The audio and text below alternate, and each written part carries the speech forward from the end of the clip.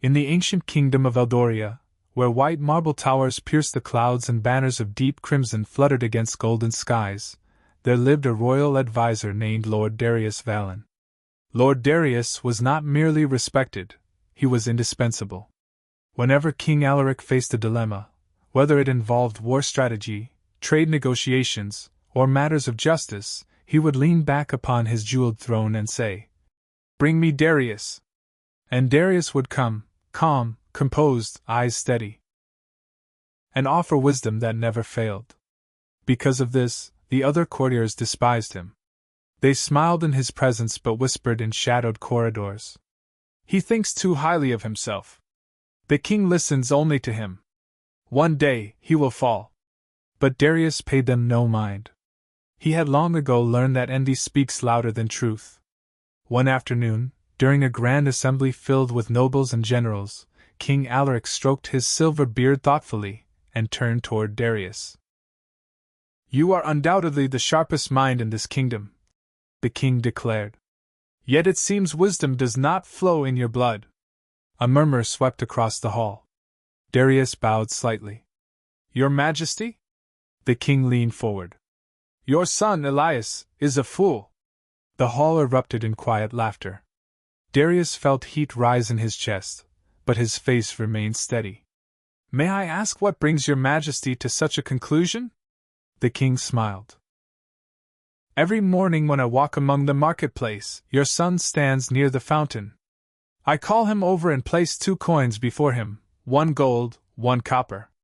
I ask him which is more valuable." The king paused for effect. "And every day, he picks the copper." Laughter echoed loudly now. "A child who cannot tell gold from copper." A duke scoffed. "A pity," another added. Darius felt humiliation like a blade across his pride. But he said nothing. He bowed once more. "Thank you for your honesty, your Majesty." And with that, he left the court. But in his heart, doubt had begun to grow. That evening, the Vallon estate stood quiet under a violet sunset. Elias was seated beneath an old oak tree, carving small wooden animals with careful hands. He was 15, slender, thoughtful, with eyes too observant for his age. "Elias," Darius called. The boy looked up and smiled warmly. "Father." Darius sat across from him. "I wish to ask you something plainly." Elias nodded. "Which is more valuable, gold or copper?" The boy blinked, confused. "Gold, of course." "Are you certain?" "Yes, father. Gold holds greater worth in trade, rarity, and beauty." Darius leaned forward, voice tightening. "Then why," he asked slowly, "do you choose copper every morning before the king?" Silence fell between them. A breeze moved through the leaves. Elias studied his father's face carefully, not defensively, but gently. "Ah," he said at last. "So that is why the court laughs." Darius stiffened. "You knew?" Elias smiled faintly. "Father, come with me." He stood and led Darius into his room. There, beneath his bed, he pulled out a heavy wooden chest. When he opened it, the faint clinking sound filled the air. Copper coins. Hundreds of them. Darius stared in disbelief. "How?" Elias knelt beside the chest. "Every morning the king gives me a choice. If I ever choose gold, he will laugh once, and never ask again." He picked up a coin and held it between his fingers. "But if I choose copper, he laughs every day. And every day, I gain another coin." Darius said nothing. "The king believes I do not understand," Elias continued calmly. "And because he believes that, he continues the game." He looked up at his father. "Would you trade a single gold coin for a copper coin every day?" Darius slowly realized the answer. "If I choose gold," Elias finished softly, "the game ends." The next morning, King Alaric stood once again in the bustling marketplace of Eldoria. Merchants shouted prices. Children chased stray dogs. The scent of baked bread and roasted chestnuts filled the air. And there stood Elias. Calm. Waiting. The king smiled as he approached. "Well, young scholar," Alaric called out loudly so others could hear. Shall we play our little game again? A crowd began to gather. The townspeople had grown used to this spectacle. The king held out his hands dramatically. In one palm, a gleaming gold coin. In the other, a dull copper coin. Choose wisely, the king teased. Elias looked at both coins with exaggerated concentration. He tilted his head. Squinted. The crowd chuckled. After a pause long enough to build anticipation, Elias reached forward and picked the copper. The king burst into laughter. Oh, Elias! Perhaps one day you shall learn the difference between treasure and scrap. The crowd laughed with him. But this time, something was different. As Alaric turned to walk away, he glanced back over his shoulder. The boy was not embarrassed.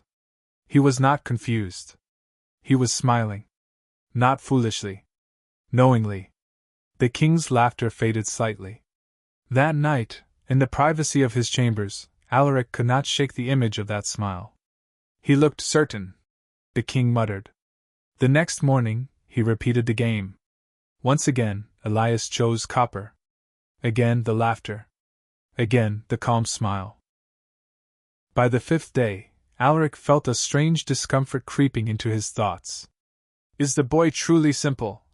He whispered to himself. Or am I the one being entertained? Determined to settle his doubt, King Alaric announced a grand gathering in the royal courtyard. Nobles, scholars, merchants, and villagers all assembled beneath towering marble pillars. Elias stood at the center. Lord Darius stood behind him, silent but observant. The king raised his voice. Today, we shall settle a small debate. This boy, son of my advisor, has repeatedly chosen copper over gold. Some say he is foolish. Laughter rippled through the crowd.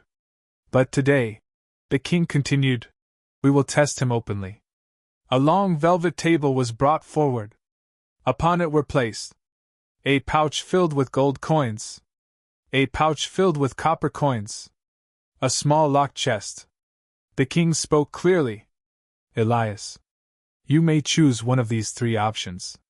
He pointed at the gold. Immediate wealth. Then the copper. Modest but consistent gain. Then the chest. Or the unknown. The courtyard fell silent. Elias stepped forward slowly. He examined the gold first. Then the copper. Then the locked chest. May I ask, Your Majesty, Elias said respectfully, what lies inside the chest? The king smiled. If I told you, it would no longer be the unknown. The crowd murmured approvingly. Elias walked around the table once more. He then turned toward the people watching. May I ask the crowd a question? The king raised a brow. Proceed. Elias addressed the audience. If a farmer harvests all his crops in one season and eats them at once, what will he eat next season? A voice answered from the crowd. Nothing. And if he plants seeds instead? He eats for years. Elias nodded slowly. Then he turned back to the table. He placed his hand on the copper pouch. Gasps. More laughter.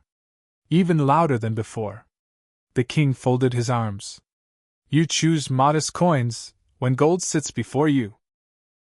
And mystery tempts you? Elias bowed slightly. Yes, Your Majesty. Explain yourself. Elias looked at the crowd.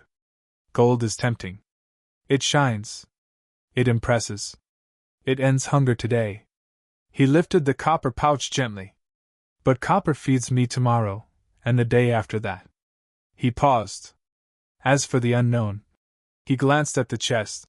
Wisdom does not chase mystery when certainty already provides abundance. Silence spread across the courtyard. The laughter stopped. For the first time, the people were not amused. They were thinking. The king studied Elias carefully. You believe consistency is greater than brilliance? I believe, Elias replied calmly, that a river carves mountains not by force, but by persistence. The words echoed. Even the jealous courtiers said nothing. For the first time, doubt shifted. Not toward Elias, but toward the king. That evening, Alaric summoned Lord Darius privately. "Did you know?" the king asked directly. Darius did not pretend ignorance. "I suspected." "And you allowed me to mock him?" Darius looked the king in the eye. "Your Majesty, wisdom revealed too early is often ignored. Sometimes truth must mature in silence." The king paced slowly. "How many coins has he gathered?" Darius smiled faintly. "Enough to buy half the marketplace." Alaric stopped. "What?" "The boy has been saving for over a year." The king's expression shifted, first surprise, then admiration, then something softer. "Bring him to me tomorrow." The next morning, Elias stood once more before the king, but this time, not in the marketplace. In the throne room. Only the king, Darius, and a few trusted guards were present. Alaric held out two objects: a gold coin and a copper coin. "Today," the king said quietly, "there is no audience." He stepped closer. "If you choose copper, I will continue the game." He raised the gold coin slightly. "If you choose gold, the game ends." "But I will make you treasurer of Eldoria." Darius looked sharply at his son. The air felt heavier. This was no longer about coins. This was about destiny. Elias studied both coins carefully. For the first time, he did not smile. The room waited. Slowly, deliberately. He reached forward. And chose. The room felt smaller than before. The guards stood still as statues. Lord Darius did not breathe. King Alaric's eyes were locked onto the boy's hand. Elias's fingers hovered between the two coins. Gold. Copper. Power. Patience. He looked up at the king. "May I ask one question before I choose?" Alaric nodded slowly. "If I choose gold and become treasurer, will I be free to make decisions as I see fit?" The king's eyes narrowed slightly. "You would answer to me." Elias nodded. "And if I choose copper?" "The game continues." Elias was silent for several long moments. Then, with steady fingers, he picked up the gold coin. Darius's heart skipped. The king watched carefully, expecting perhaps regret, hesitation, doubt. But Elias did not look troubled. He bowed. "I accept your offer, Your Majesty." Alaric studied him. "You surprise me." Elias met his gaze calmly. "The copper coins were valuable because they were steady. But there comes a moment when the lesson is complete." He held the gold coin up slightly. "Consistency builds strength. But when strength is ready, it must be used." The king smiled faintly. "So you knew when to end the game?" "Yes," Elias said softly. "Because if I had continued choosing copper after understanding its purpose was fulfilled, then I would truly be foolish." For the first time since the game began over a year ago, King Alaric laughed, not in mockery, but in admiration. Word spread quickly through Eldoria. The foolish boy had become royal treasurer. The same courtiers who once laughed now bowed stiffly when Elias entered a room. Some whispered, "He tricked the king. He was lucky. It was staged." But those who understood said nothing. Elias approached his new role differently than anyone expected. Instead of immediately restructuring taxes or issuing bold decrees, he did something unusual. He listened. He visited farmers in distant villages. He sat with merchants in crowded markets. He asked bakers about flour shortages, blacksmiths about iron supply, sailors about trade routes. He wrote everything down. One evening, King Alaric asked him, "Why not make sweeping changes? You have the authority." Elias responded, "Your Majesty, a man who has collected copper coins one by one does not spend gold recklessly." Alaric chuckled. "And what do you see in our kingdom?" Elias grew serious. "I see abundance, poorly distributed. I see markets taxed too heavily while nobles feast without contribution. I see farmers afraid of drought because they have no reserve." The king listened carefully. "And your solution?" Elias leaned forward. Not gold, copper. Alaric raised a brow. Explain. Small adjustments. Gradual reforms. A system that strengthens slowly so it lasts longer. The king nodded slowly. He was beginning to understand. 3 months later, Eldoria faced its greatest challenge in decades. The rains did not come. Fields cracked beneath a merciless sun. Rivers thinned. Crops failed. Panic spread quickly. Nobles demanded emergency gold from the treasury. Merchants raised prices. Villagers began migrating toward the capital in desperation.